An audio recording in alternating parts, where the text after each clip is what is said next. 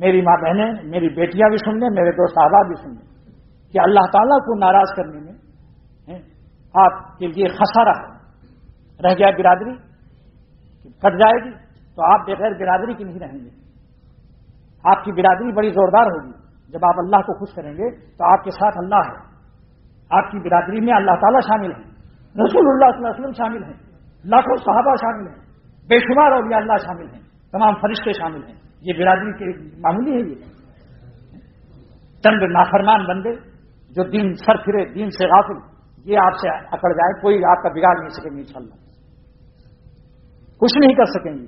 اور میں یقین سے کہتا ہوں انشاءاللہ تعالیٰ اگر آپ ڈٹے رہے تو یہی لوگ اپنی مصیبتوں میں آپ سے دعائیں مانگنے آئیں گے، آپ سے کہیں گے جناب میرے لیے دعا کیجیے، میرا بیٹے کو، جوان بیٹے کو کینسر ہو گیا، اور فلاں کو یہ ہو گیا، اور فلاں مقدمہ چل گیا، اور فلاں پڑوسی ستا رہا ہے، مجھے میرے لیے دعا کیجیے۔ کیوں؟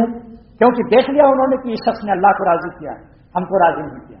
اللہ ان کے دلوں میں آپ کے ہیبت اور عزت ڈال دے گا، اور اگر آپ شریک ہو گئے، بعد میں آپ نے توبہ بھی کر لیا، لیکن وہ کہیں گے مولوی صاحب تہجد حج عمرہ تو ہے لیکن ہمارے دھوس میں آ گئے، برادری کے روگ میں آ گئے۔ ارے دوستو، بت پرستی چھوڑنے والوں سے آج ہم لوگ ان کو حقیر سمجھتے ہیں۔ یہ بھی برادری کا بت نہیں ہے، 360 بت کعبے سے نکالے گئے۔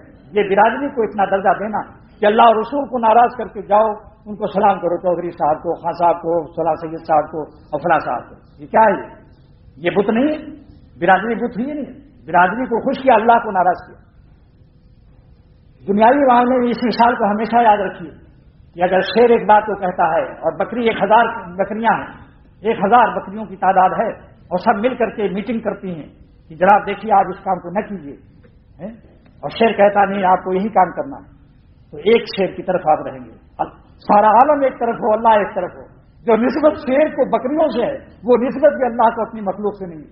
اللہ کی قدرت غیر محدود ہے، بکریاں تو پھر بھی محدود ہے، شیر کی قوت پھر بھی محدود ہے، حق تعالیٰ تو غیر محدود طاقت کا مالک ہے۔